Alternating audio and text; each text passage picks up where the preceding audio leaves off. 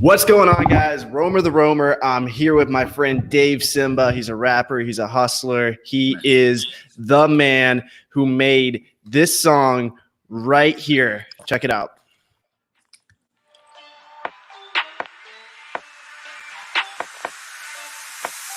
Look, grind hard, well done, sir, and welcome to the freaking Well Show. What's going on, Dave? Man, how you doing, man? Good. Nice to see you, man. So I've been in touch with Dave ever since high school, just through social media, and I really like that song you put out. So I bought it on iTunes just to listen to, and then iTunes would only let me put certain music in my videos, or YouTube would only let me put certain songs. They would hit me with a copyright claim, and I was like, you know what? I'm just gonna use Dave's song.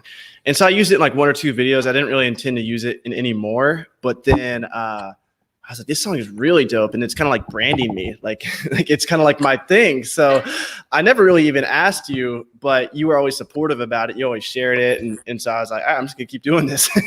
So much love, brother, and I appreciate your grind. And the reason why I've kept up with you is because you post on social media so much, and it's really inspirational seeing someone create so much art and good art. And you can tell that your art comes from your heart, like it comes from the soul. Like I can tell when I listen to the songs that you put out, I can tell you've really thought about them. Like this is like some real life shit going on in your life. So It's funny, man.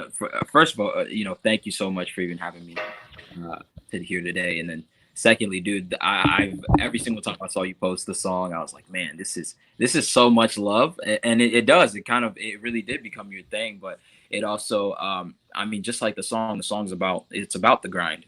Yes. As much as like I have to. It's so weird, the process of that song, but half it between talking about Conor McGregor and his grind, and I've dabbled myself in the arts of martial arts as well for 7 years. So going down, but I also know like myself as a person and what I've had to overcome. So being able to, that's what that song, talks about, and hopefully in the future, being able to say, hey, grind hard, well done, sir, and welcome to the freaking Wealth Show. It's like, hey, this is. Yeah, but I also make so many references to other things. People have been to parties, and you've been to, you see so many things that you're like, yo, is this, is it violating health codes or this, and parties, it's like dope sells like the charts too, but it's all about potential. So you wrote that whole song, because I know you were doing it with someone else. Whole song. I wrote the entire song. You said you produced a lot of it too. Kalo. So it's funny. My best friend Kalo, also my DJ, also a phenomenal artist himself. Kalo and I basically, he was like, dude, Dave, I have this song for you. We did a song called Pop Off beforehand, but he's like, dude, this one I haven't finished the beat yet. So I go in the studio with him, which ultimately at this point is his room, and we're listening to this. I'm listening to probably the first 5-10 seconds, and then I say, okay, and then he was. You just went out. I think you just got muted. I can't hear you. Oh, you just came back. Oh, yeah, I just come back right there. Okay, so ultimately, Kalo was like, yo, like, whenever you're ready, because he only had half of the beat done, not the whole beat. And I was like, and he was like, yeah, man. And at this point, Kalo, I think he received just process. So it's not the same every single time. It's not, there's not and that's like a blessing in a sense, because I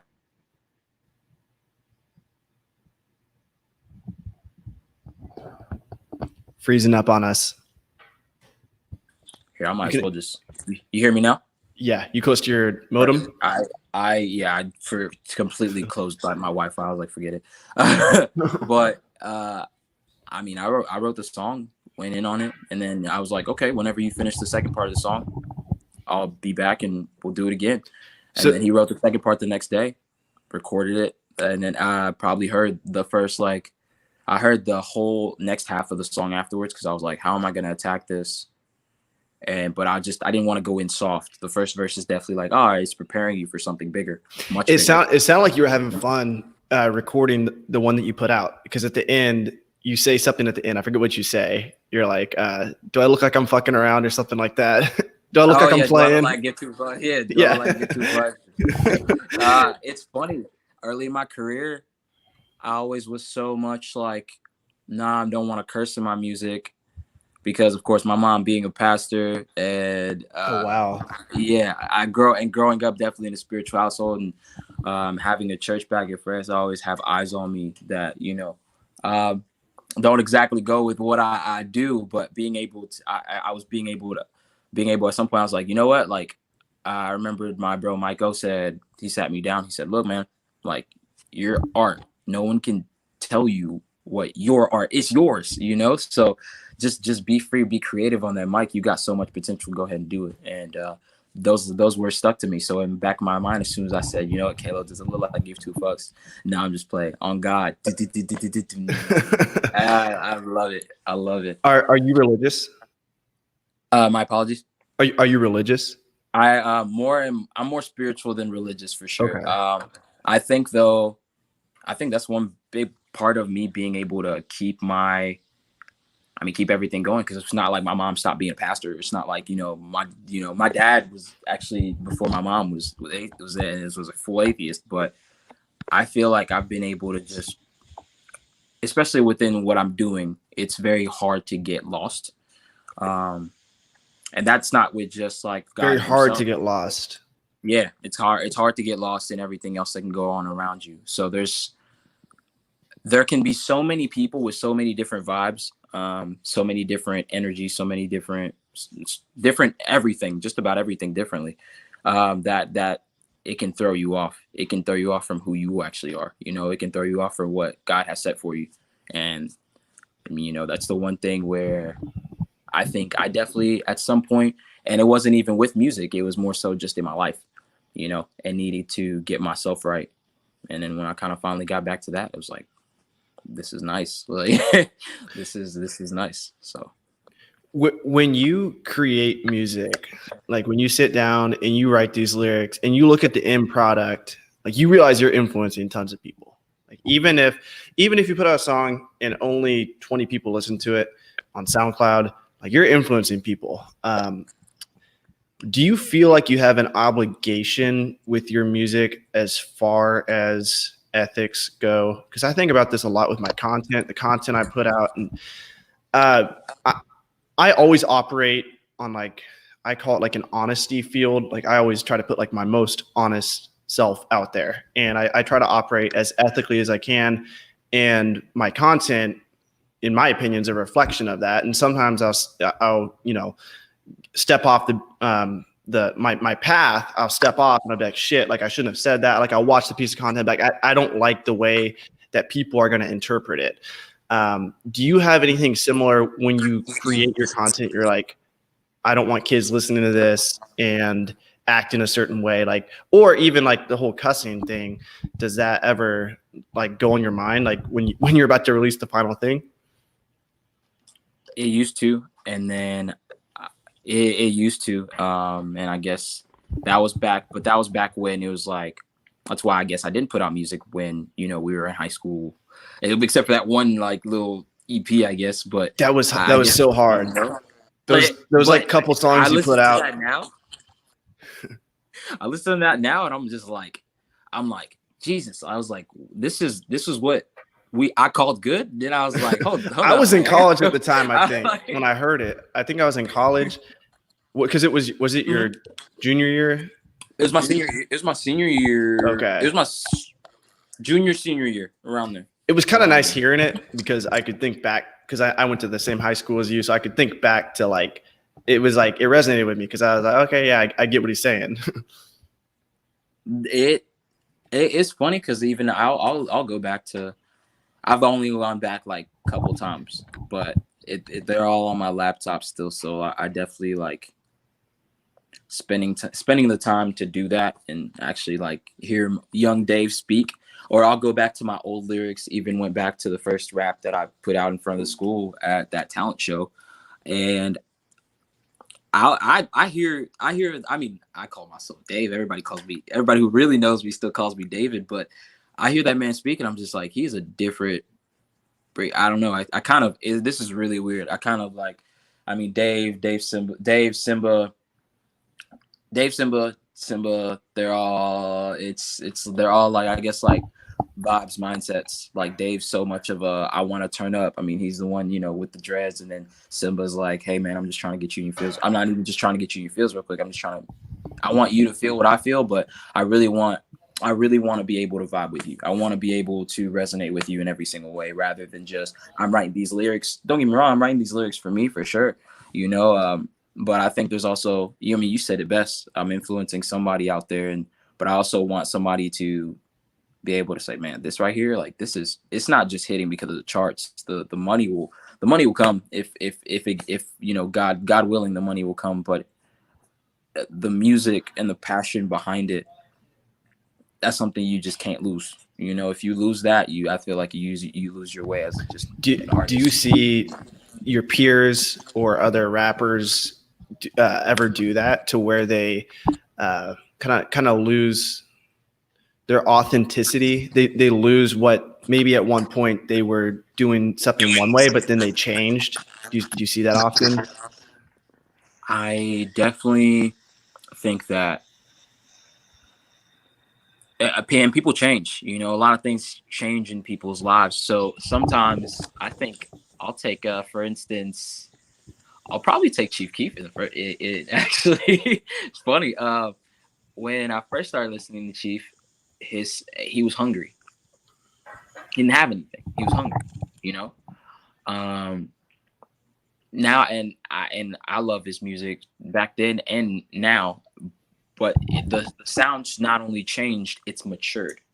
But you got to think about the amount of people he influenced. About the amount of rappers that now exist today because that man dropped a hype drill song. Like he brought more out, but at the same time, people didn't understand. Like some people were like, man, his flow's changing, his style's changing, this and that. I'm just like, no, like his life is changing, but he's also still bringing you more into the reality of what's going on now than back then, and sticking in the past as an artist, especially, I think it helps a lot, especially I personally take my own experiences. I've had a lot of pain in the past. So have a lot of people on this earth, and I think, anybody can attest to that. I say it in past issues. I've been told different stories from the same person. I guess I'm misinterpret. Everybody's been lied to before. Everybody's been hurt, but you're going to see the evolution of, well, okay, I've been lied to I have been somebody completely destroyed me, or I am healed, or I'm healing, or I'm in the process of doing that. And it just kind of depends, but I think I also want to, every single time you listen to me, you could say like, oh, these two songs are similar, but you'll never be able to be like, these are the exact same. Gotcha. You'll never be able to say I'm getting the exact same message with this song than I am with this song, because I don't want you to do that. I want you to be able to look at things from, I think different perspectives are important in life, and I think that's just a me thing personally. Yeah, and your audience is always changing too. That's something I'm dealing with just being a personal brand, having a personal brand on YouTube, Instagram. It's like sometimes I think it's always the same people, but it's not. I mean, Junkman always comes in here, shout out Junkman, but there's always, I look at the analytics and there's always new people. It's like I think only like 20% of my subscribers come back. The other 80% are brand new. So when I start a video, a lot of times I'll be like, hey, what's going on, guys? Now imagine in my head that they've watched all the other 150 of my videos, and that's not always true. And same with your music. When you put out a new song, it might be the same story, but it's got new ears. It's got a new audience. I'm glad that you actually you kind of pointed that out, because one thing I've definitely actually, thanks to watching how you work, and a couple of good friends as well who have definitely stepped into the the business world of entrepreneurship, being able to and I think that's why I try I now like really dig deep into the marketing aspect or the analytics, because it really helps you focus on, you have your core group, you're trying to expand that core group. I think I went back to France this summer, and my big brother looked at me and he said, look, I'm going to teach you something. This video is nice. And it was for the video for Mistakes Happen, but he was like, I can't watch it without sound. Or maybe I can, but for right now I can't. But I need what does he mean he can't? Like not actually, entertaining enough, or what does he mean? So he was like, the song is amazing. It was for Intro to Life. And then we made Mistakes Happen. He's like, you need to make a video and you need to be able to think of things a lot different. So when somebody comes and as an artist, since I'm my own brand, I got to think about a lot of things. My hair is one thing. Some people will like me just for my hair, right? Yeah. Or some people will click on the video because they think the outfit's cool. Or hey, I'm wearing this right here, right? Like this, this right here is little by little somebody be like, oh, that's a cool hoodie, Right. or his voice, or this or this. But then it's like that's when it'll take that person 4, 5, 6 more times to come back to your content and actually be a core fan. Because you have those who will love you for your music when you start off. You have those who will love you for your podcast, for your videos. I remember watching your videos when you completely decided to take the voluntary act of going completely homeless and just going across and I was always watching those, but you said it best. Not somebody else might not know that, and I think you kind of take it in stride to be like, okay, let me look at my analytics this week and see what's popping. It gets really exciting when you realize that, because at first it kind of sucks. You're like, oh, because some of your core people they're not gonna be here anymore. They would have liked your content. Some of the people I lost when I started posting book stuff. That's completely fine. But what gets exciting is you have that content. You have that David from high school forever. He's always going to be in SoundCloud. He's always going to be there. You can always take that, grab it, and repackage it for another piece of content in the future. This piece of content right here, I'm trying to get better at doing this, but it's going to be an hour and a half to 2 hours. And what I can do with this, even though this might not do great on YouTube, I can take 16 pieces of this content and schedule it out over the next 12 months. So I can ask you this next question right here, and this could be a little IG segment. So how do you deal with creating music that you like versus music that everyone else vibes with? So you put out 16 pieces of music and you like number 1 a ton, but not everyone else really liked it, but they like number 5. But number 5, you're just kind of like whatever. But that's the one that blew up. So if you went back and you looked at your analytics, you'd be like, oh, I should make more number 5, but it's not always closest to your heart. How do you deal with that? That's probably the biggest part of trying to just stay true to yourself. Because I guess in the summer especially, I'm gonna have like an EP drop during the summer, and you asking me this question is actually really interesting because I'll listen back to all the songs real quick and I'm like, okay, what if I was like, I really like all these songs, but then I really love this one. But what if it's this one that everybody likes? Like, how would I keep that up in the future? But I guess it's also, this world has changed, especially with music. It's always a turn and burn. Being able to just listen to a project, it's kind of gone. And I love listening to the project, but then I'm just like, oh, I have to remember that might not be everybody else. That might not be, not everyone else is at me, or it doesn't have the same exact mindset. So I have to be able to kind of put myself in somebody else's shoes. But you can't just go around and have everybody listen to a song that's unreleased either. Because sometimes some people might get it, some people might not, some people might like it then, right there in the moment. Some people, it takes time. And I think it is a huge struggle to just be like, man, I was like, I don't know.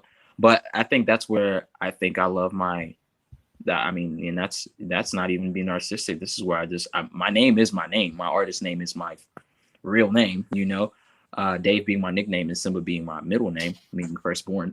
But it's cool to be, because Dave is such a turn up. Dave wants to be on top of the stage, shouting out, she said Dave wrote Bankroll.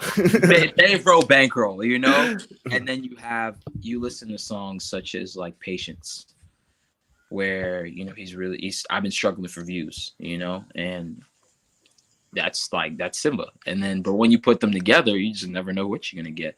You might get Millie, or you might get something that's like, man, this is the sound that people love. But I will still be, you'll hear the song and you'll be like, that's Dave. I think thanks to a lot of my core group, I've been able to find my own style. So now you can listen to other artists and you're like, they might be on this song, but you're like, I know whose voice that is. and being able to find your own style and make your own style out of it. I mean, I have my own ad libs. I love it. I love it, but it took me a long time to find that. I like one time in your Instagram story, you showed how you did ad libs. You're like, this is literally how I do ad libs right here. Yeah. You're just doing so. I forgot what you were doing, but it's funny seeing behind the scenes because a lot of people don't think about adding ad libs to songs. If you guys don't know what ad libs are, do an ad lib real quick. Like I'd say, for example, Migos are probably the best at ad libs, right? You know, like if you know Quavo was on a song saying cookies, yeah, and I'll know cookies, yeah, and then out of nowhere you'd hear in the back cookies, like, you know, or I have my own little one. The one you're talking about is so the song Patience. If anybody ever gets to check it out, October 30th, 2018. I can never forget this date. And I was literally like just searching, and I was like, man, like I don't know how to do ad libs. Like I know how to do them okay, but I want my own little thing. I want my own little sound. I want my own style. I want this. I want it. And a bro of mine told me just go with the flow. You'll find it. And I just go, oh. And next thing, I mean, a lot of people like I use auto-tune a little bit, but like I don't need, you know. So it's like, but it still sounded nice. So I was like, okay, let me go, you know, put this in and see how it sounds. And then I wrote the song, and I just add at the end, and then I have my own ad, and I was like, yes, you know, like it's definitely exciting. It's exciting to have your own little sound, and if you can carry that to what the people like, you cater to not only yourself but the crowd as well. And it's beautiful. I feel like that's where like the ad lib, it gets kind of like I salsa dance, and there's something called shines. It's like when you do your own thing, and that's where like you could either like fall flat on your face, everybody makes fun of you, like what the hell are you doing, or it's like, oh shit, that was really cool. And I feel like it's the same. I feel like it's the same thing with the ad libs. It's like you could look really stupid with ad libs, or like if you do them right, that's what makes your song like pop, even if people don't realize it because it's happening in the back. Because sometimes you have those people that like really, really, really are like listening to a song, and their favorite part sometimes just like I'm that person where I'm listening to the violin in the back, like you know. But you're absolutely right. I mean, it's amazing what it's. Yeah, you can listen to a song 100 times and hear different things each time. Man, you speak my language. Yeah, well, I had to start doing that because when I got into dancing, dude, I had no rhythm at all, and I had to start listening. I hear an echo. You got headphones? Oh no, I can put my headphones on real quick though. Yeah, it might help out. But I had to start listening to the drums, isolations. I had to listen to the trumpets. I had to listen to the piano. I had to listen to congos. I had to listen to everything, and then I would keep and cowbell, and then I could pick it. First I had to isolate them, so I just listened to them like literally isolations on YouTube, just the cowbell, just the piano, just these different instruments, and then I would listen to the song again. And I could pick it out. I could start moving my body to these different instruments because there's so much going on in music. How did you now when you got down to that, like how long did it take you to feel salsa? I guess basically. Okay, so I got into salsa because it scared the shit out of me, and I don't like being scared of stuff. And I realized like every time I went to a party, whether it was in high school or college, I would dance, but I wouldn't dance unless I was drunk. And whenever I danced, it was just to be funny, just to like make people laugh. But I realized like sometimes I'd be in social situations where like people would be dancing and I would be expected to dance. And I was like, oh shit, I'm so nervous right now. Like, why am I so nervous? Like I'm freaking out because I was like, someone's going to say I can't dance, blah, blah, blah.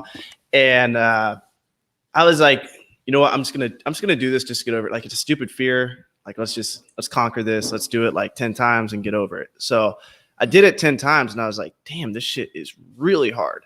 Like, way harder than I thought. Like, I can't even get good at this. Like, and so I was like, okay, like I put 10 lessons in, like 10 free lessons downtown Nashville, salsa restaurant. It's not there anymore. But that's where I started learning. And this guy was like, you got to start listening to the music. You gotta start feeling the music. And I was like, what do you mean? It was a white dude. He was like, bro, you got to listen to 2 hours every single day. And I started listening to the music just on repeat, like the best salsa hits ever. And like I was saying, those hearing the instrument and actually like really like respecting the music more and practicing moving my body to the different instruments. That's when I actually liked the music. Like, this is going to sound so obvious, but once I started actually like enjoying the music, I started dancing better to it. But I would say it took me about a year and a half before I even felt like comfortable on the dance floor. I would go through the motions. I would do what I was supposed to do, but I didn't really like feel it till like a year and a half in. It's dedication. Yeah. It's dedication. I mean, I'm Congolese, bro, so music's that's all we do. Yeah, I've thought a lot. Yeah, I've thought a lot about that, like just different cultures and why white people can't dance and why like every other race can. And I think it comes down to culture and listening to the music growing up, moving your body to the music more importantly. Because I mean, even like now I pay attention, like even seeing you like in your stories when you're jamming out, like I know how to count to music now. Like, do you know how to count to music? Man, I've been with it. Okay. Like a lot of people can dance, but they don't even know how to count to music. So it's that's true. There's always an 8 count in a measure, right? You have your you have your 8, you have your 4, you have your triplets, your 6/8, your 3/4 times, I did band too for 5 years, I think, and before like really getting in. So you're musical as hell. I trumpet, right? Trumpet, yeah. I learned trumpet, but I could definitely play a lot more now. And then I first taught myself, you should ask my mom, I first taught myself drums at the age of 3. Pots and pans when I didn't have much. But we were in Charlotte, North Carolina, because still trying to, at this point, we just came to America for the first time. Charlotte, North Carolina, rundown neighborhood, and I just picked up some pots and pans each and every single day. Just wanted to do that.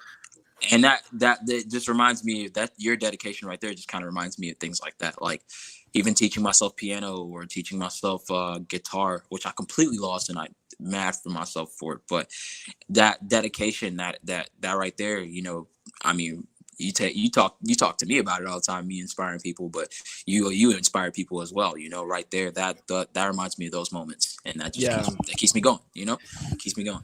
And that's why it's going to be cool, because I can go back to like, even now I can chop this. I can take a piece of my salsa content now when I'm whatever, where I'm at now. And then 10 years down the road, I can show like me doing some crazy shit with my shoulders and be like, no, look at me 10 years ago. This is where I was at.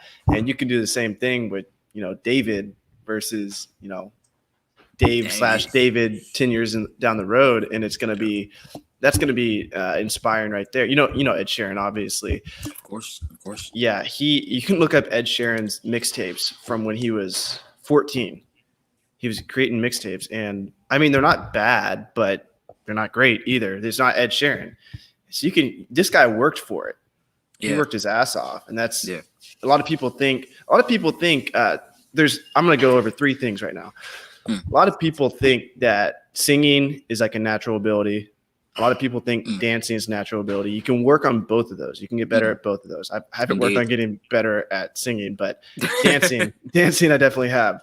I actually do voice exercises every morning. They are singing voice exercises, but it's just to like warm up my voice for making videos. And the third thing is rappers. When people think about rappers, I feel like rappers are shit on the most. Like people in high school get shit on so much for rapping. I'm sure you heard it. Like they probably didn't say it directly to your face. Maybe they did. But whenever someone rapped, regardless of their skill, it was instant like they were made fun of. And with rapping, people they're always compared to like the top. Like they're always compared to like Drake. Like when you start rapping, because not that many people have the balls to even like put their own art, put their own music out there. When you start rapping, immediately people don't compare you to like the other person down the road or maybe someone who's kind of big in Nashville. They immediately compare you, I feel like at least, to like the top artist. And that's not really fair. It's not like Like if I started, I wrestled in high school. You know, you can play sports, you can play basketball. People aren't going to compare you to Olympic champions immediately, but because people turn on the radio and all they hear is Drake and these top artists, when you have your mixtape or when you voice that, you know, you even have a mixtape, a lot of people's immediate reactions is to laugh. Yeah. It's so funny because probably, and I guess, you know, I guess in a sense, like, I mean, if Drake ever sees this, shout out to Drake, because he's actually, in a sense, like, when it comes down to it, he's like one of my, I guess, great grandfathers when it comes down to rap. You know, he's laid a path down for a lot of rappers as well. I guess it's unfair that, you know, you were automatically compared to the greats in a sense. I remember passing out when I used to pass out, you know, my poems or whatever. And, you know, one day a bro of mine actually, you know, set me aside. He's like, dude, like, one, people aren't going to get where you're coming from because you're not expressing it. They don't hear a voice. They can't, you know, and two, they're saying this is funny. This is that. They're trashing you behind your back. But then it's like, and then I did the talent show and things changed a lot afterwards. But I especially, I think, you know, when people don't see the immediate success of things, you know, good or bad, failure or not, you're definitely going to have a lot of opposition. And that opposition might not come in terms of somebody trying to stop you. You know, that's the stopping part is when somebody trying to stop you. I mean, most of the time it's not going to be physically, you know, it's going to be a mental thing, but it's all within you. So getting over that mental hump of letting people get into your head, you know, I had to do that. I had to. And luckily, did anyone ever just come at you like hard? Like your shit sucks. Like, stop making that shit. One day, yeah, a couple people actually, and it's so funny. The same people who did, not only probably after the talent show were like, okay, this man's kind of like, he's okay, but then the same people later on now down the line, I've seen a lot of people, you know, come back and I always show appreciation because I'm not going to hold that against them anymore, or there's no point to, I guess, in a sense as well. Cause it's like, why hold on to such negative energy? If it's just holding me back as well, mentally, you know? And I always want to be able to move in a positive way and spread positivity and light to just about everybody in my life. But it's funny seeing such hatred before and then getting that love now, and kind of sometimes wondering where things went left, you know, but I don't know whether it's funny. I interviewed a dancer the other night. I don't know if you saw that, Becky. Yeah. And she literally said the exact same thing you just said there. She started posting dance videos. People shit on her. And then a couple months down the road, a couple years when she got better, they were like her biggest fans. Which sometimes I think sometimes I guess things do take time, you know, like I guess things do take, and as well, maybe no one was understanding what I was saying in my poetry, or, you know, like no one was understanding that, hey, like I'm coming off this way, or this is, you know, but I just had to, someone just told me to keep going, because at the end of the day, you know, like this is what makes me happy. Like this life isn't easy at all, period. You know, it's not easy. It's not something that, it's not like there's a huge side of it that a lot of up and coming or young rappers or other people or actually a lot of musicians, period, do not understand that, you know, you are your own investment. You're your own investor. You're your own, you know, you're your own marketer. You're your own analyst. You're analyst. You're your own.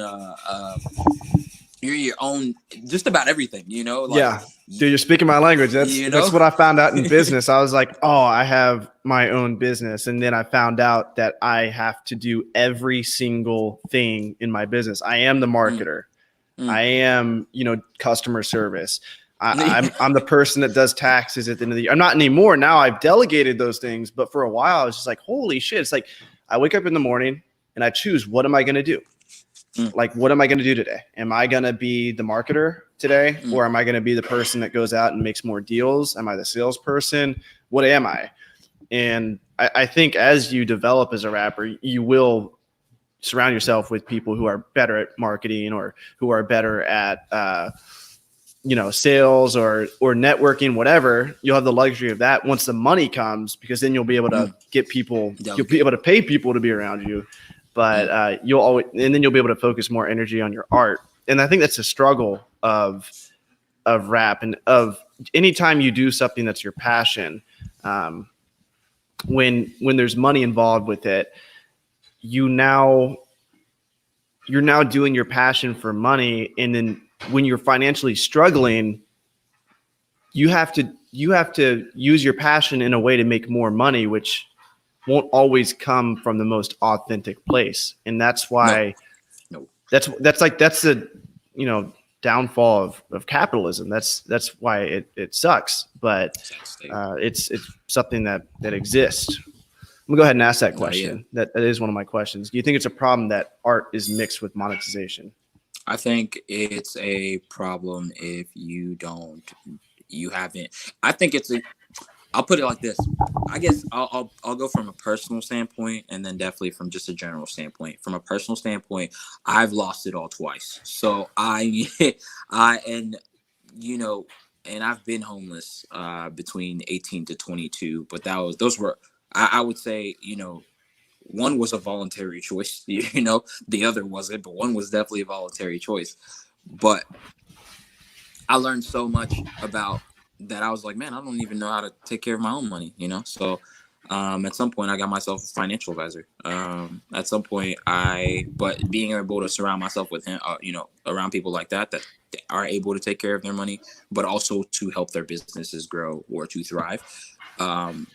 It's always helped me put, at least especially with money, backup plans with that, not backup plans of what I want to do, because I already know what I want to do. If I want this life, I want it. It's not easy. It's not an easy goal. It's hard work, but I definitely want this life. But I also know the struggle of, being able to, like I said, you're your own investor. So I have to invest it within my music. I have to. Like, if I don't, it's cool. People think that you're just going to put music out there and it's just going to magically one day blow up. That can happen. It's very possible. But it's not likely anymore. It's not the number one thing that's going to happen to you if you just put your music out there. You got to work for it. You want it. Like, you got 10 million other people that want your freaking spot.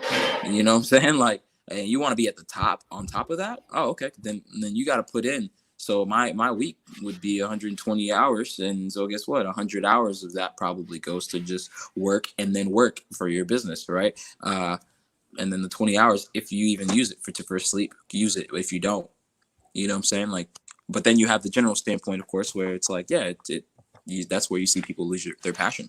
That's where you see people completely fall off the rail, or get themselves in trouble, or get themselves in places that they don't need to be. You have a lot of rappers, especially, who I've learned this, especially from a lot of rappers. And I mean, I'm born in and raised in a very tough neighborhood down in northern France. I know what it feels. I mean, I understand why you want to go back. Yeah, have all the money. You know what I'm saying? I understand it, because, like, why is it not fun to go back and do stupid, dumb stuff with your boys? Like, yeah, but then it's like you realize that that's not the life you're living anymore. Realizing where you are, what you're doing, how much your passion means to you, and being able to put it in ways where it doesn't put you in where you're, essentially burning yourself out on something that you loved. But instead of just loving it anymore, it's just like, oh, I'm just doing this to make money. I'm just doing this to make money. I'm just doing this to make money. And then you become unhappy. And then you get stuck in the cycle of where a lot of people are at, where they're making a lot of money with something that they don't love. And then once you really go broke with it, it's like, yeah, you can see, oh, look, you made $2.5 million in your career, but you have nothing to show for it. Yeah. And, it's like, why is that? That sucks. That sucks. It definitely takes people away from where they first started. But it's a journey, and when you go down, you got to figure a way to come back up. And that's, I guess, the thing is, if you got to kind of separate yourself from the art at that point to kind of get yourself back right and see why you fell in love with it with the first place. Because love that's a journey too. You know, just because you love something doesn't mean like that grind. I'm pretty sure that grind every day. That grind every day, bro. You don't just wait every day. And you're like, oh, man. I'm like, yes. Like, no, it's inevitably going to happen. Like, no, I think that's why it's. I'm not gonna say it's dangerous, but there's a certain aspect that would terrify me because I don't do what I love. Like I don't like I resell. It's how I make money. I really enjoy it. I enjoy winning. I enjoy making money. I do love making content. But when you add money to the equation, stuff gets kind of weird because I coach wrestling. I actually coach wrestling at MLK, our high school, and they paid me $1,000 for probably 1,000 hours of work. And I respect people so much for doing things where they don't make much money, but they do it every day anyway. Because it shows that they're not doing it for the money.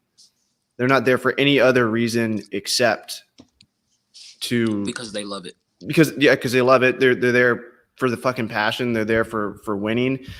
But it gets kind of weird when you mix money with things. It's like a chiropractor, and there's a couple of my followers on Instagram, people from high school that reach out to me with like MLM schemes and shit. And it's almost like at some point it's like there's deception involved because the money is involved with it and their passion is their practice and whatever service they're offering to you. But because they want you to be a client, because they want your money, they'll use deception or it's they'll almost like yes, they love whatever they're doing, but because they need to pay their bills, they'll do whatever it takes to get that sale. And that's like I really don't like that. And that's why things like coaching wrestling where you don't get paid shit, but you still show up every single day. Rapping, I know so many rappers that don't make a ton, but they're so fucking persistent and it's so inspiring. It's like they're grinding. They're grinding hard. They're putting in 10, 15-hour days and they're not getting paid shit. That's fucking dedication right there. Like if you're getting paid something, that's one thing because you're working to pay your bills, but you're doing your job on the side and then you're putting in these hours on top of that. That's a lot. Dude, I remember, and I mean, I told my girl this. I was like, look, man, I was like, everything I do, I got, I'm a person who I love giving back to the people who made me. So or the ones around me as well. I always say my team's got to eat, but everything I do, that's why I've been qualified to see. She asked me one day, like, why don't you just go back serving? Why don't you just go back bartending? Why don't you just go manage another restaurant? And I'm like, no, I was like, one, because I mean, when it comes down to it, like my job is primarily dealing with trash. So, getting that trash juice spilled in your face, you know what I'm saying? And it's heavy and you got to go through a crowd of 1,000 people. So, but somebody's got to do it. But then it's also to reach, I get, hopefully I get to reach where I get promoted to barback. But if, regardless, I have to provide, in the future, later on, like no matter what happens, I want to be able to provide for my family, right? But I also want to be able to provide for generations, not just the generation that I see now, but the generation after me and that generation after that. And it's like, if I can just, that keeps me humble each and every single day because it's like, like you could have the world right now. You can have everything you want with music. You could have it all right now. But if you had it all, would you really know how to handle it? Would you really know to Well, I think the thing is, once you have it all, and a lot of people think, because I mean, you might want fame because you're a rapper, but most people want money, and some people want fame. And I think when people would get money, people go their whole lives without knowing what they would do after that. Like it's almost like exactly. It's like they're like, oh, I would be happy if I had money, and because they never get enough. Most people never get enough to where that was always their excuse. And I think it's a good thing when you finally get money. And I haven't gotten to the point where I have enough money where I'm like, all right, I'm good. Like my family's good in the future, and the family after that's good. I'm not there yet. But when you get to the point where you have money, you start asking more questions. You start, because your mind's always looking for something else to complain about. So your mind's going to go, what's next? And then let's say you get fame too. It's like, what's next? And I hope what the real answer is, it comes down to like creating pure art, like pure expression, like having God work through you, because you got everything you thought would make you happy. Like that's there. So it's no longer a question. It's no longer a question if money's going to make you happy. You know, it's not. No longer a question if fame's going to make you money, because you know it's not. Of course. So now it's like, what is going to make you happy? And it's like, I think the answer is the process. Like to quote Kobe Bryant, he's like, literally the dream is waking up every single day and shooting that fucking basketball. He didn't say it like that, but he's like that's right. The dream. It's not winning the championships. It's not all that other shit. It's not having a big mansion. It's literally waking up and fucking grinding. Like that's, if you enjoy that, you're set. Like you are in heaven, dude. The grind. I think I'm gonna touch on two things. One, people, because a lot of people always want to say like, oh, I want to be famous, or I want to be rich. I've realized that people don't want to be famous. They just love the idea of it. Because the reality behind it can destroy a person. So many people. So can money. If you let it, or I guess anything that you really kind of become obsessed with to the point where you lose your value of why you're doing it in the first place. But then the grind. There's something I really, really realized, especially with, I guess just, throughout my whole life. I'm just like, everybody talks about the grind. The grind's not fun. Like it's not, don't get me wrong, you have some fun moments with it, but it's not like something that's just like, man, I had to grind for this. I had to grind, like, but it's not fun. That's the hard work. That's the dedication. That's the Kobe Bryant mentality, the mom mentality of getting up at 4 a.m. and keep going and keep going and keep going and then doing it all over the next day. That's Kobe Bryant was a huge inspiration to me as well. And I read his book. So I freaking, mama mentality to me is, I have to, can you be the same beast and a different animal at the same time? Can you? Like, you know what I'm saying? Like, that's where you're just like, man, I have another level to reach, rather than what I have now, because you brought up the great point. What if? Like, a lot of people have their what ifs, and then when the if actually happens, then they're like, now what? You should always be searching. I think personally, just to not stay stagnant, you should kind of always be searching for that what next. Not that you'll always get your answer. Right. It's important. It's important. Yeah. I think it's just a problem to blame all your life problems on not having money and then never ever getting money and dying and thinking that was always your problem. And not realizing that your problem stemmed from something way deeper. It was I think what the problem is your mind was like, you don't want to be content. That's not the word I'm looking for, but your mind was never fulfilled. You weren't fulfilled with anything you've done in your life. You always are like, I need more, I need more, I need more. Passion's good. It's good to have a goal. You should always have a goal to work towards. But if you're not happy with what you've accomplished, you're always going to be in a state of suffering.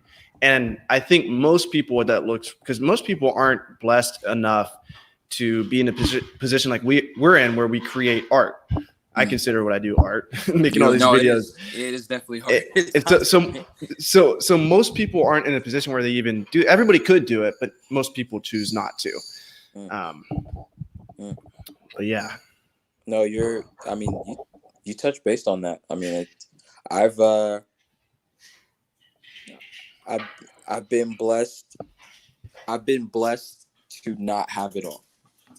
I've been blessed to realize that not having it all, to what most people, call having it all, or just having absolutely nothing, is beautiful. I've been blessed to see kids that I've never seen their faces until on a mirror, because it doesn't exist. I've been blessed. I thank my mom and my dad for that every single time. I grew up in 10 times better position than they did when it comes down to it. Still not like it, still not the best, but they made it. They made it to where, like, later on in life, especially now, I've realized that, dude, I'm blessed with every single day. I walk out this door. The first thing I do is, like, man, I just thank God for being able to breathe, or else I wouldn't be able to do any of this, period. Or I've lost a lot of people in my life as well. You realize like we're all going to be thankful when we can go back outside again and, like, man, shake people's hands. It's like little things like that. You never think about, like, I'm so thankful to shake someone's hand, but, like, all of a sudden now it's just like it's a threat. It's it's going to be nice when we don't have to worry about getting a virus from shaking someone's hand, like for dying for stepping outside your house to the grocery store. Like, it's like, now that we put it in perspective to where, oh shit, like we're going to be really happy when that comes back. Of course, people need to be a lot. I always say, people should just be thankful for what they got, because, like, you never know when it can be taken away from you. And this is a good situation where it shows you, like, man, like, this might not be ideal, but it really teaches you about, like, man, like, it really can just go away like that, But you imagine, like, you just never know. Like, life is filled with so many. Life is filled with so many questions that you won't get the answer to until the end. Sad to state, but what you do have, just be thankful for it. It's I'm thankful. Don't get me wrong. Like, I'd love to just go outside left or right, but I'm also somebody who I spend my time inside. Like being locked up in the studio is a blessing itself. Regardless, it's like, now it's like, oh, I might not be working, at all job wise. I'm not be working right now, but I do have another job. I do have, another, and so I'm putting all. So instead of taking away and saying, oh, you're just gonna spend 40 hours, doing it. No, I'm spending 100 hours doing this instead. Rather than splitting it up 50-50, I'm gonna spend it up 100 hours, right, doing this. So. Yeah, it's I think it's a huge opportunity to be quarantined, because for people, like, for everybody, not even just for people like us, like, everybody can do so much. You can grind so much. You can learn about yourself. Yeah. And you can just learn in general. You can read you can listen to so many audiobooks, you can read books, you can look up YouTube channels, you can take courses. Like, now you can do so much with this time. There's, like, no excuse not to be doing some shit. Literally. Like, if you didn't have a side hustle before, like, no fucking excuses now, because you're locked up in your house and you have such an intelligent device in front of you, so much information, more information than your brain could ever absorb at your fingertips. So yeah, that's also actually that's beautiful right there that you just mentioned that, because, like, I think people forget that we have that. People forget to do. People do, for sure. Well, okay, research, imagine what would happen. Imagine what, like, the world would go crazy if all of a sudden something happened. What if we got, like, some type of virtual virus on our phones and all electronics were out? Dude, we couldn't stay quarantined. Sad to state, people who depend on technology, which is literally, a good big chunk of the Western world, would lose their minds, because a lot of people have forgotten what it even feels like to really truly communicate with them, or truly communicate with people, or truly be able to focus on themselves, like, or think or breathe or take that time. Exactly. Yeah, it's a taking the earth, you're taking the world. I think I'm getting kind of addicted to Instagram more so than normal. I go through these phases. Do you really? I have so it's funny. You'll see me. Somebody told me this. They're like, Dave, like, I see you on here more. You must be bored. I'm just like, no. I have a limit of an hour. I think it's hour and 10 minutes on all my social apps. So I have to be able to know what I want to post. If I really want to just, like, keep reminding me for another 15 minutes or something like that, cool. But I try to kind of keep my screen time down. Yeah. And try to keep my strong focus on that. And I also love to read. So I love so. what are you reading right now? 48 Laws of Power. Nice. Yeah. Have not read that one. I'm be honest, if you're, I mean, it is definitely, you have to morally separate yourself before you read that book. It's definitely, but it's also it's well thought out and takes a lot of. This might be a great question I'm about to ask. Then, go ahead. We're going to talk about morals. Do you believe that people can sell their soul for fame, literally or figuratively? I'll let you choose whichever you want to answer that question. I'm a person of perspectives, so I always have probably two answers for both. So I mean, at this point, literally, yeah. I mean, shit, yeah. Depends on. I guess at that point, yeah. I mean, that's definitely the spiritual, raised in the church child, probably speaking, but also, you can, not in the sense of just seeing. Forget fame. Fuck fame. There's a lot more that people have definitely. I mean, you can take you can try this yourself. You can do challenge what people can want to do for a $5 bill. People do a lot for $5. Like, I mean, especially working downtown, I see it all. Like, I see it all. I'm at. I think we're like. I'm gonna object. I think where it comes in to like. Because what would they do for $5? It's something that they normally wouldn't want to do, but they'll do when you offer them money. So that's one form of selling your soul. But I think another form, like where it gets bad, is how much money do I have to hand you to where you would do something bad, like unethical, to where I would ask you, hey, would you go steal from that lady over there? No, I wouldn't do that. Oh, how about $1,000? What do you want me to steal? That's where it gets bad. That's where it gets dangerous. And I think that's where like the selling your soul definition comes in. Because if you come up to me and you're like, I'll give you $5 to swim out 100 yards in the ocean at nighttime, I'm like, fuck that, $5,000.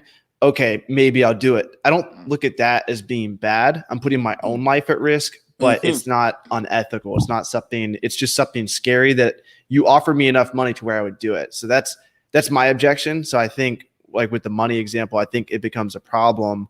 And if we want to, make an analogy to art and to rap, I think it becomes a problem. How much money do I have to pay you for you not to produce content or to produce a type of music that's bad for kids? Like, and I'll give an example of that's important. Nobody really talks about this as being like really bad for. I've never heard of anyone talk about this example, but Kid Cudi. I love his music, but there was one time where he was talking about driving drunk, and I used to like listen to that song all the time. And I was like, one time I was thinking about it. I was like he really fucked up saying that. And this is just my opinion, because I was like, I wonder how many kids he actually killed with those lyrics. Like, I wonder if we took a planet Earth where he had those lyrics in that song, like I was driving drunk, and there was another planet where we changed those lyrics out. Like, I was not driving high, but I was just driving. He was just driving. So we have the world where he says he was driving drunk, and we have the world where he says he was driving high. I wonder how many more people would have died or did die in the world where he said he was driving drunk. Because that's when you listen to music, it's like the whole reason why McDonald's runs ads the way they do. They get people all hyped up, they get people happy, they get people going. It's like when people are listening to music, that's when the message resonates the most. This isn't like someone coming, your dad telling you like, hey, don't drive drunk. Like, no, you're all pumped up, you're in state, and you hear Kid Cudi say driving drunk. I think it's dangerous. And I've thought a lot about those lyrics, because was it authentic? 100%.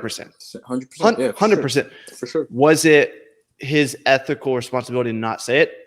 I don't know. But I think if we took those two planets, I'm 99% sure that at least like 100 drunk drivers, maybe not 100, but probably 100, because Kid Cudi's fucking huge. He's influenced a lot of people to drive drunk. That's my point.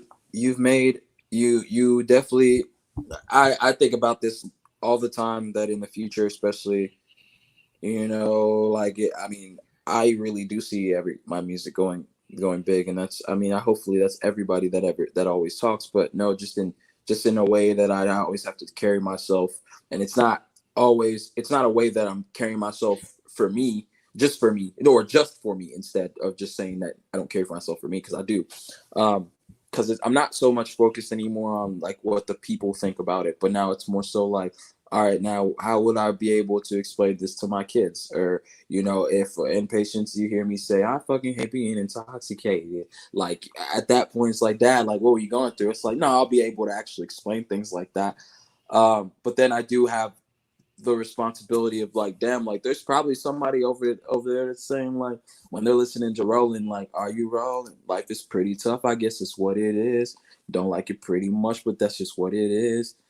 You know, and it's like, but then in there even I'm talking about like, you want another sip, but another sip, but there's just nothing left. Like things like that I think about, and I'm just like, 100% authentic, 110%, 20% at that point.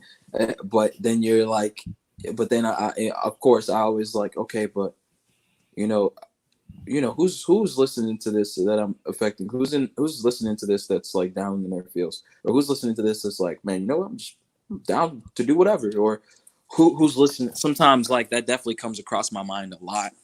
But then there's also the future aspects, like what that, when I have my own kids later on, like, of course I'd rather them be listening to me than anybody else. And that's a huge thing that Wayne said, that because he got asked that question once and somebody said, but I also want them to know that like, hey, I'm not doing this. I guess when it comes back to that question, especially like, I'm not you're not going to tell me, there's no amount of money anybody can look at me and give me and say, hey, if you can give me 3 billion, 4 billion, 5 trillion, 6 trillion, whatever you want. Like, I'm not looking at you and dropping the mic. Not happening. It's not possible. It's just, music is, especially with my goal of what I want to do with music, I don't just, I don't want to just vibe with myself. It's cool vibing with yourself if you can do that, but I want to be able to vibe with somebody else and get to know them. Like when I'm speaking the lyrics of hopefully in the future, when I say, hold on to me, you better reach and hold it on to me.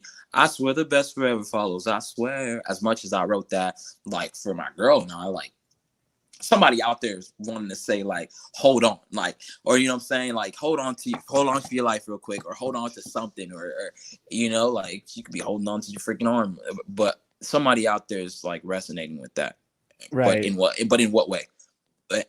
And I guess that's sometimes where that's just something living with, the fact that I just can't control that. It sucks because I think that especially when in a life or in the world that we are now of content creating, there's a lot that's going to come up later on in the future that we just can't control.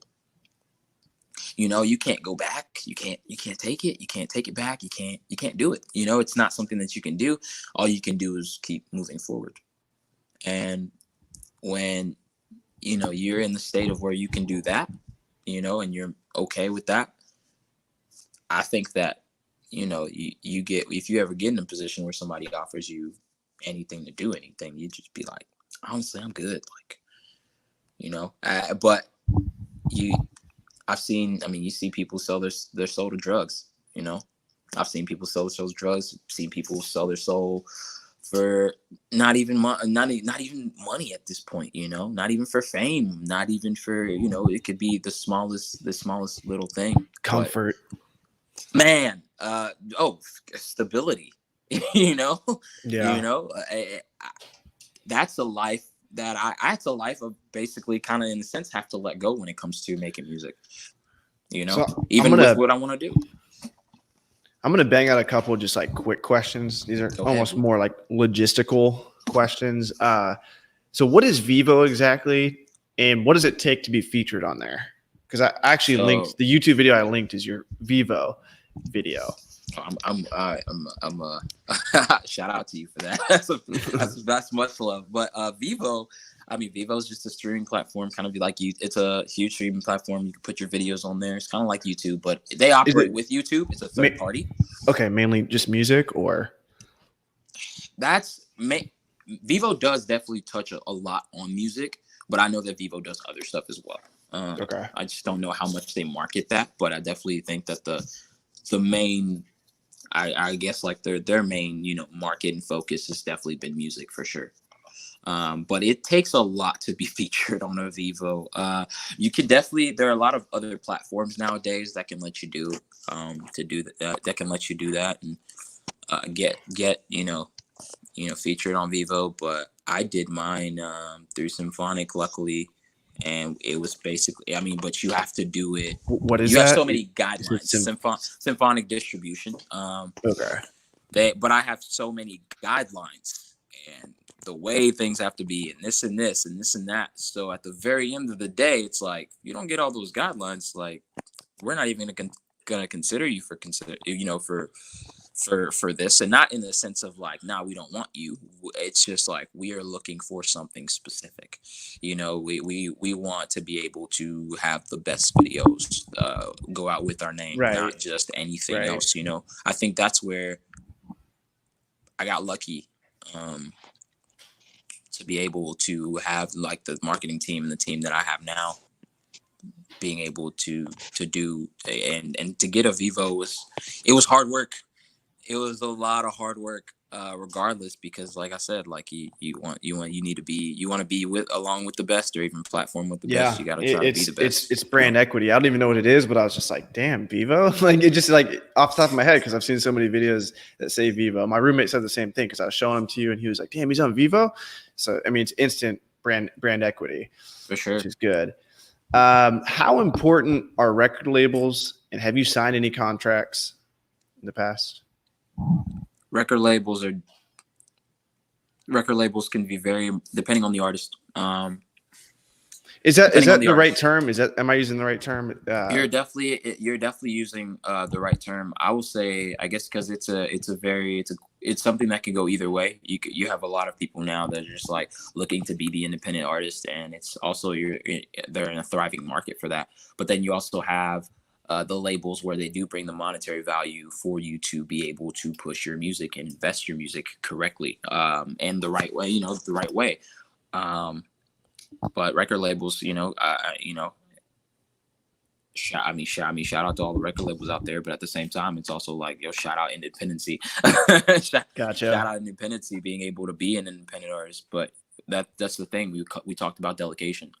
Record labels, you have so many other people that do, other things for you, to where it's like, hey, you could just, do focus on the music. But being independent means so much more, but it's also passion. And I have not signed any contracts. Will I? I don't know. Personally, I really don't know. If I'm just being brutally honest, like, I guess it's just because like I don't want to follow the crowd and do things because who is it? Was it J. Like, Cole, the one that never signed a contract? Did he do that? J. Cole for sure. Logic signed a contract, but he got full creativity, I believe, on his, which is like beautiful. Like, what does that mean? He can do whatever he wants still. What is not full? I guess like you'd have less people controlling like your content and what you want to put out. Okay. You definitely that would have kill more me. control of that would instantly like squash what I'm doing. I just wouldn't have fun with it anymore. Dude, hold up. Like, I'm gonna charge my phone a little bit. Okay. But yeah, dude, it would kill me too. So that's why I kind of struggle with, I guess, like, in a sense, if I ever had the opportunity of a record label approach me, I would be honored, period. Because I know how many other people want that. I wouldn't just look at it and just brush it off, because it's not something you should just brush off. You're getting an opportunity. You're getting something. Is there something like a step below a record label? Like, is there someone? Do you have other people that reach out to you that are like, "Hey, I can help you with this," and you just know that they're full of shit? I actually, yeah. But, like marketing specialist or some shit like that, slide in your DMs. I think that's just with kind of everything. Everybody now, I get to the point more like I get so many DMs on everybody wanting to do music, but I'm very picky with who I do music with. Not because I don't like somebody else's craft, right? But I mean, I do have a really weird, crazy work ethic. It could be either fast or it could be all day.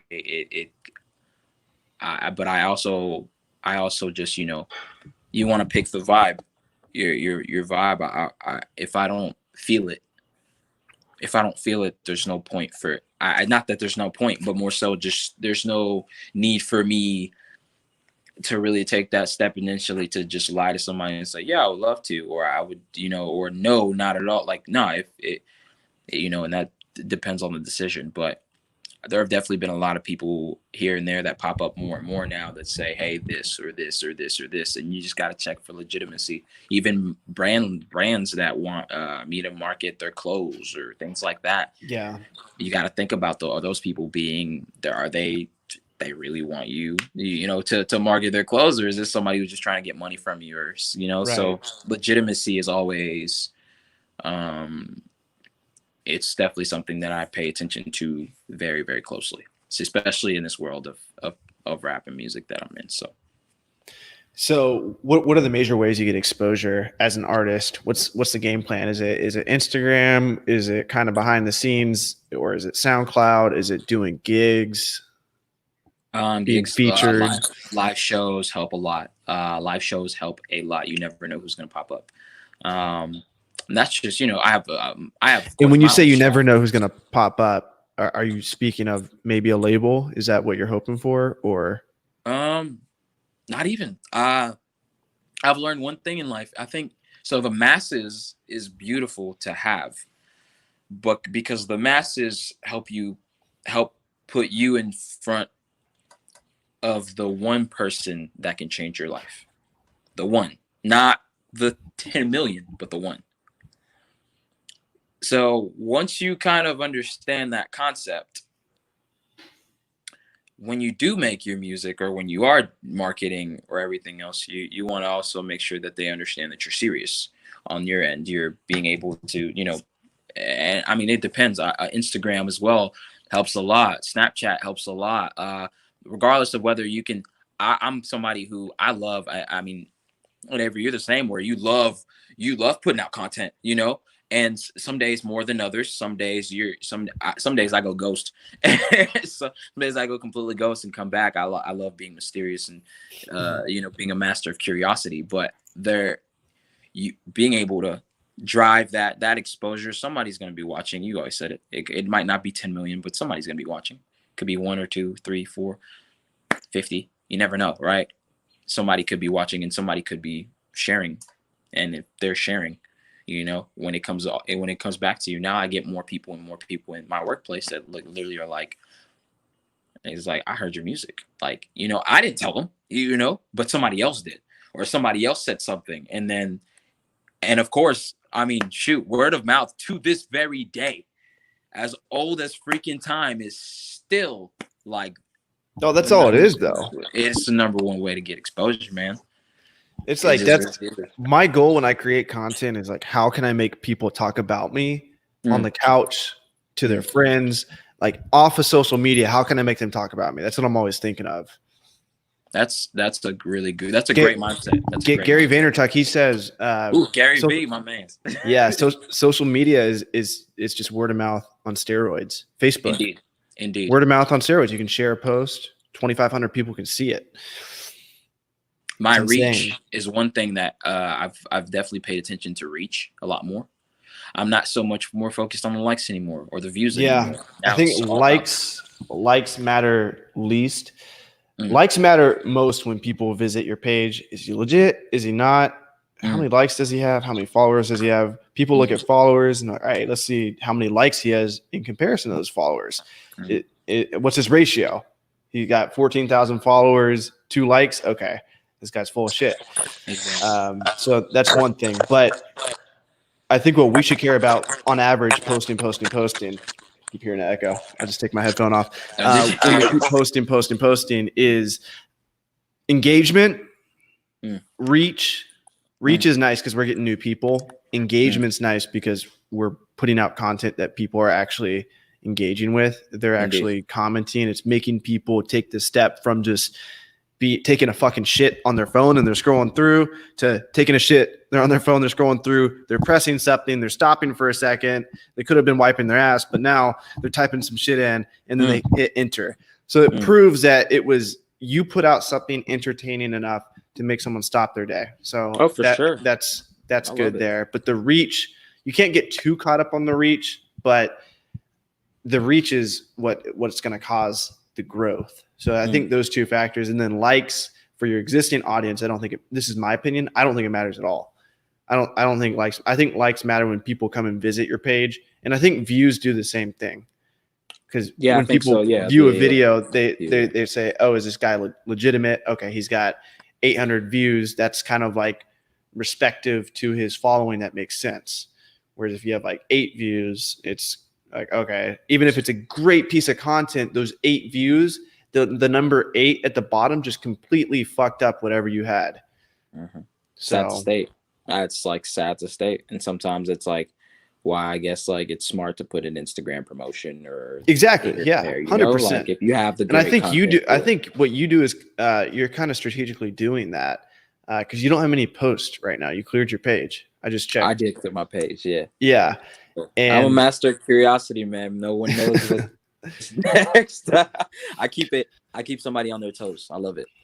I think that's because my game is like post 4 actual posts a day, not just story posts. So at any point in time, my page could be extremely off-putting for someone if they visit me for the first time, or it could be great. You have control over your page to where if someone comes, you know exactly what they're going to see. You've manufactured it that way. You can boost a post to get super engagement and then have the likes and the following for the credibility, and those two things. I wouldn't even say it's sad, like, because I don't really think it's superficial, like at the actual definition of the word, like superficial, like people, of course, but that's all people can do. Like it's a fucking phone. They're looking at a profile. They don't have much time. They're taking a shit. They want to see, like, you know, that they saw Romer the Romer post something about Dave Tsimba. Oh, who's Dave Tsimba? Boom. They click on you. They see, I don't know how many followers you have, but they see it and they're like, oh shit, he's got that many followers. And then they're going to look a little bit more into you. They don't have much time to make a decision. What's the profile picture look like? What are the last 3 posts? You know, people are making these decisions really, really fast. And you're right, especially with, I mean, social media grows every day, man. And as much as it's like, like this has been around for so long, but it really does. You know this guy? Tsimba. The man, the myth, the legend. That right there, that's family. That's my brother. It's my big brother. That's, I mean, Henry Young Jr. If you don't know who he is, guys, he made mistakes happen. It is. We went to shoot it 2 a.m. to 7 a.m. in this garage in Nashville. Didn't even plan the colors out, by the way. That was totally faith. Like that. I didn't see the inside of the garage beforehand. It was the original plan was shoot on the rooftop, but I looked at the colors and I was like, Henry, I have all of these colors. And he was like, what? And I was like, yeah. I was like, we gotta do it. So, but yeah, that's my best friend. He's my circle. He's in my circle of, you know, I definitely have a very tight knit circle, and that's my brother. That's like my brother. That's family. That's family, man. What platform has your music been most successful on out of Spotify? Spotify for sure. I learned a lot. I've learned a lot on marketing. I've learned a lot on just getting your music out there. Spotify, even Apple still. Apple Music has been doing really well as well, but it's a lot harder with Apple. But Spotify, especially so artists, is heavily artist friendly. Being able to really kind of, you know, see your numbers, track your numbers, and analyze exactly how you're doing. And I do it with all. Shout out to Spin Up is my distribution. So my distributor. I get to they kind of put everything down for me and kind of what does it mean? A lot easier. Distributor. Your distributor is just who you distribute your music through. So if you have a record label, you distribute through them. You have your independent artists. You have a couple other ones. So people use DistroKid a lot. People use CD Baby, things like that. I have Spin Up. So shout out to Spin Up for sure on that one. So, and so, wait, they like, why can't you just post it on iTunes yourself? It used to, I guess, like you could have this like artist post or whatever, but you need a distributor in order to post your music. So What do they do? Like, what do they're the do they ones do who anything? they check everything. They check Okay. from whether the song's gonna be copyright or not, Oh, or they okay. check for Gotcha. there's a lot of things that a distributor kind of helps you in a sense delegate. So that you don't have to worry about so much else. Gotcha. And they Makes make sense. depending on your distributor, they can And the make things platforms want to super make sure that they're not getting someone who's just like making a spin off of someone else's song or something. basically. And if even that happens, like if it even starts to get big, they would shut it down immediately. So, you know. So what's been your biggest struggle?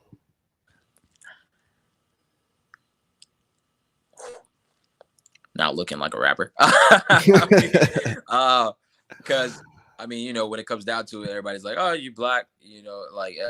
But then they're like, "Oh, your name's Dave." My girl and I were messing around with this the other day. We're like, "Oh yeah, like I'm black."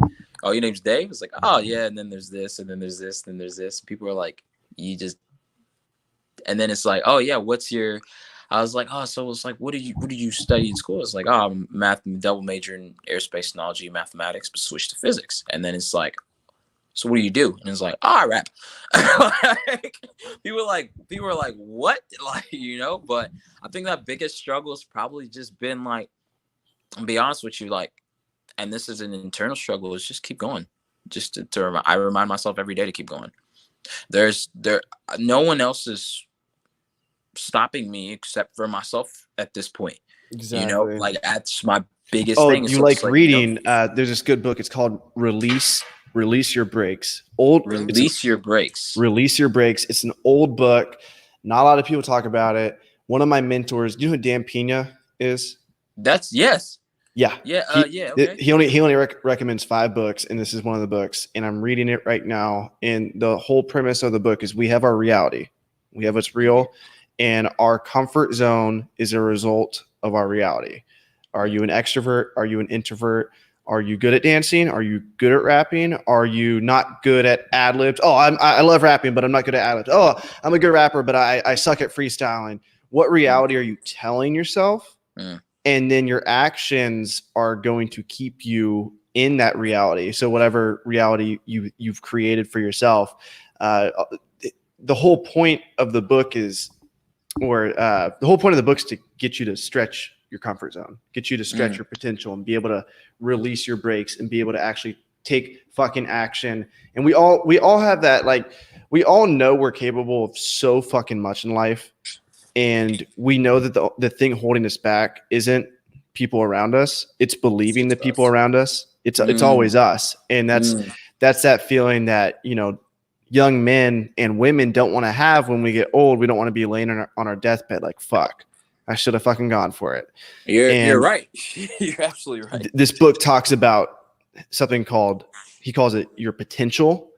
And this is compromised of your lyrical ability, like to write, how your voice sounds, your cadence, your tonality, like all that. That's how much you know about rapping, how much you've studied, everything. That's your potential. Like those are the things that make your potential. Like, oh, he should be this good.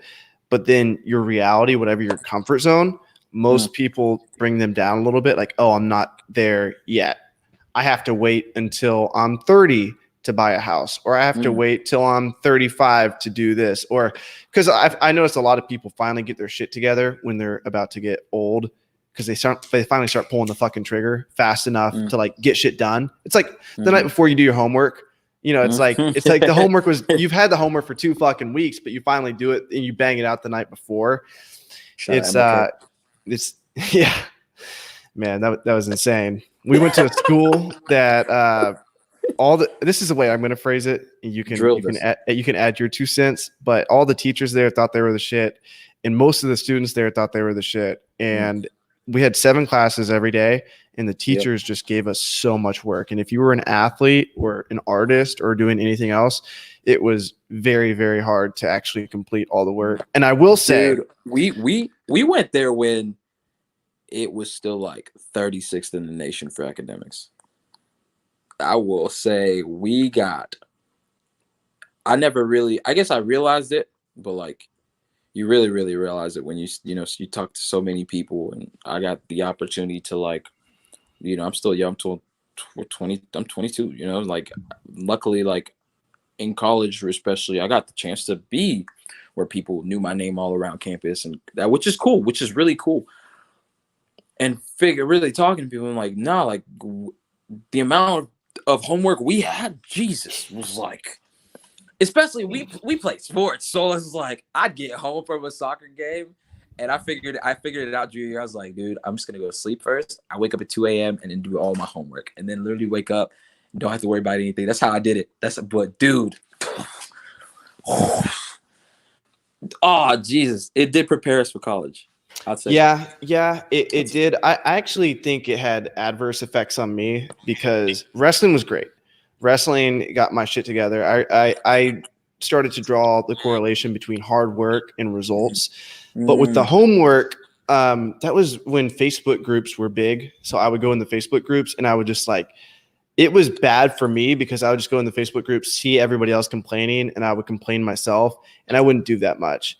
And for whatever reason, I kind of had an ego because when I was in elementary school, I was like the smartest kid. Like I was like this. I got like some award when I was in 4th grade for like knowing my multiplication tables and all that shit. I remember. And wait, did you go to my elementary school? No, I mean, like, okay, I wasn't sure if you went to. Yeah. So like I when I went into high school, I was like, oh, I'm supposed to be so smart, and I was around very, very intelligent, very hardworking kids, and I was like, whatever. Like, I was like, I already proved myself in that aspect. Like now my time is to prove myself physically in wrestling. So when I would sit down, I would do the work, I would bullshit. So I had to break that habit of bullshitting, of going on Facebook, especially now, because now I get paid based on how much results I deliver to the world, how much results I deliver to like the marketplace. I wake up in the morning, there's nobody watching me. How much shit do I actually get done every day? And when I was in college, I had very good grades and people looked at me as being very smart again, because I was disciplined. I read this book and it was like how to actually do homework. And it was like, sit down, turn off social media, focus, actually try and do stuff to like completion. Like, don't just do stuff. Don't sit down and study for 4 hours. Like, sit down and actually work for 4 hours. I completely understand in a sense your kind of adverse effect, because like me, there was a problem where, especially freshman and sophomore year, I mean, and this is definitely, I'm blessed with this. This is not to brag. I was able to just, if I wanted to just go in class and just really like, once I understand a concept, it was like, cool. I could just be like, okay. All right. And then I'd come to class late. I'd do this, but then like, it'd be like, oh, I'm on the dean's list. And people would be like, what the absolute? And I spent a lot of time like making money actually teaching people about in my dorms about, whatever subject they kind of wanted. But then it got to the point when I got a very, very, very serious concussion. I said, as much as I was hardworking still then, changed my entire life basically, because for basically a whole year it was just, I wasn't getting the good grades, I wasn't doing this, I wasn't doing that, I was way lazier this time, I was not even showing up to classes anymore. Well, there was a month and a half where I couldn't go to class period because they didn't even want me to think, and then it's like, man, like I at some point I looked at myself in the mirror, I'm like, why do I feel like I'm just letting myself down? Like, where's the hard work? Will still work his ass off, even if it was like 30 minutes of class that you were there for. Still come work his ass off, try to figure out what the teacher's going to work out next, or what's going to happen next, or this or this or this or this. It's like, where is that Dave? Where's David right now? Because I like do not see him, and it took me out, man. But that's where I became stronger, a lot stronger mentally with myself, more than the knowledge that I know or have acquired, And I mean, I'm thankful. I was, as much as like it ended my soccer career, but I'm thankful for it. Thankful for it each and every single day, because it got me. I knew what I wanted to do. I think college also just kind of solidified that for me. I've always been somebody who I mean, I've not been the biggest fan of school. It's just a personal thing, right? I'm not teaching that to anybody else. Fuck school and all that. No, that was just me. Like my kids will definitely be. I definitely want my kids to be able to go and graduate college and have solid jobs and do what they love for sure. But me personally, it was just I knew what I wanted to do. I know what I want to do. I know a lot of people in life who don't know what they want to do, and so my biggest struggle is always going to come from keep going because I know it's what I want to do. I know it's where I want to be. I know what it's going to drive. I know what it's going to do later on in the future. I just have to get there. But to be able to get there, you just got to do the work. You just got to persevere and be persistent and keep going and keep going and keep going. There's a TikTok that I did, and it was of me doing a rainbow with a basketball, and it went in. I did it the first time. Henry can attest to this. And we weren't filming it. I was just like, we just acted it out. And I was like, oh, I'm going to do this real quick. And I always wanted to do it. And it went in. I was like, we got to do it again. It took me 127 tries.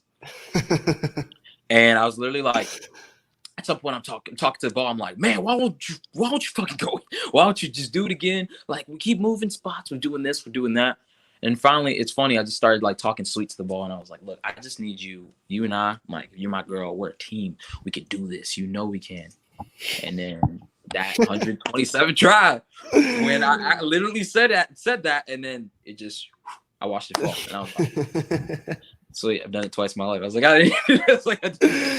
man, but it was there was a moment in my head where I'm like, "What if this is my rap career?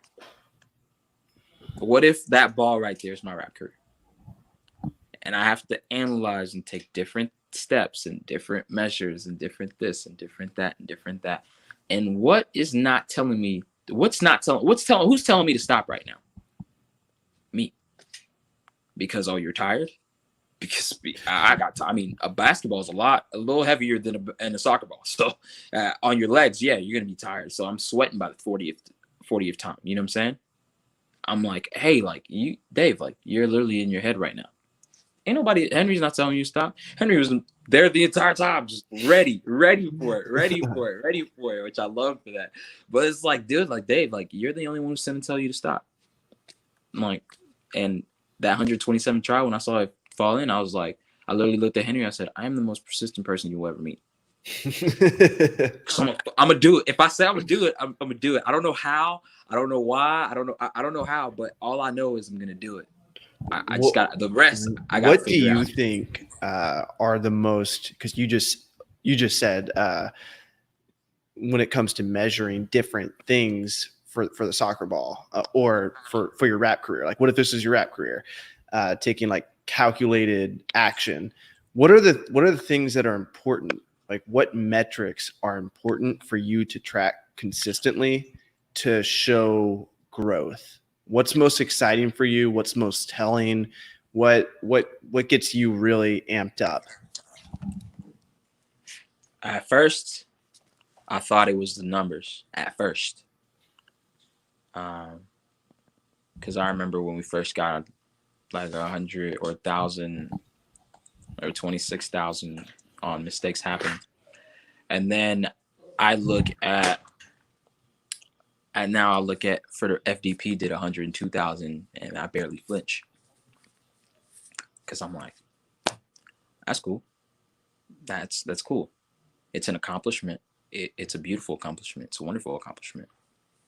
But then you start to realize it's like you're with your, especially with your career, if you're, being able to analyze, like, for instance, right now I'm focused on social media. I guess I have a new focus kind of like every month in a sense. But if I'm saying like my career is about that basketball, what steps do I have to take? Like, yeah, what step do I have to take so I can get amped up? Is a Grammy my goal? And if it is, when I get that Grammy, do I get another one afterward? Do I get 2 Grammys? Is being in front of billboards my goal? Is being in front of Sony Music my goal? Is being in front of Universal Music my goal? Like, what every little thing that you kind of do, even from the way I present myself. I'm a person, I love to be comfortable. You know what I'm saying? Like, shoot, I'm in my slides right now. Like I love to just be comfortable. Excuse me. But like later on, I'm not sure if there's something you can do with your phone. I can still hear you, but you kind of sound like a robot. Is there like, I'm not sure if you. Can you hear me right now? Yeah. No, it sounds like staticky. I didn't change it. I didn't change anything. I hear the static actually. I hear it as well. It's You weird. hear it good now? A little bit, yeah. Hopefully it's not my phone trying to die. I don't know. But I can still hear you. Yeah, you can still hear me now? Yes, I can still hear you, but it's like you just kind of sound like a robot. Oh, that's really weird. I hope I'm not sounding like a robot to anybody else right now. I don't know. Let me check that. Let me check that. But you hear it right now? This will sound like a robot. Yeah, I don't know why. It's weird. Oh, just lost him. I think his phone died. But yeah, I really enjoyed talking with David. I was going to ask him one more question. I was going to ask him when he felt most productive. I'm pretty sure he works at nighttime. I've heard in some of his music. But yeah, guys, I appreciate all you guys coming in. I'll wait here for a second to see if he's able to come back. But in the meantime, I'll acknowledge some of the people in the chat. Kinjo51, what is up? One of my first subscribers, I think my first subscriber ever. When I was living in my car, this person was commenting on my videos. Much love. I appreciate you. Mark Corbett always coming in. He says, hey, buddy. He says, oh, man, going to have to check out his music. Yep. If you guys didn't know, if you guys are just tuning in, we got 3 people in here right now. His music he's the one. Here, I'll just play a quick little one, and I'll plug my service, restrictedinventory.com. This is his song. Grind hard, well done, sir, and welcome to the freaking Well Show. So he's the guy that does that, and I use that in all my music or all my content. I kind of stole it. I didn't really tell him what I was doing, but he saw what I was doing. I would at him in my post, and he's been really nice about it. And he's super talented. You guys can just tell this kid's gonna go far. He's got big goals. He's persistent as hell, and he's got the talent for it. So. Eat Sleep Amazon says, I like the intro song. Appreciate that. I like it too. Mark Corbett likes it as well. Mark, you had a good question. Sorry we didn't get to that. If he comes back, I'll ask him that. It's actually a really good question. I like that one, Mark.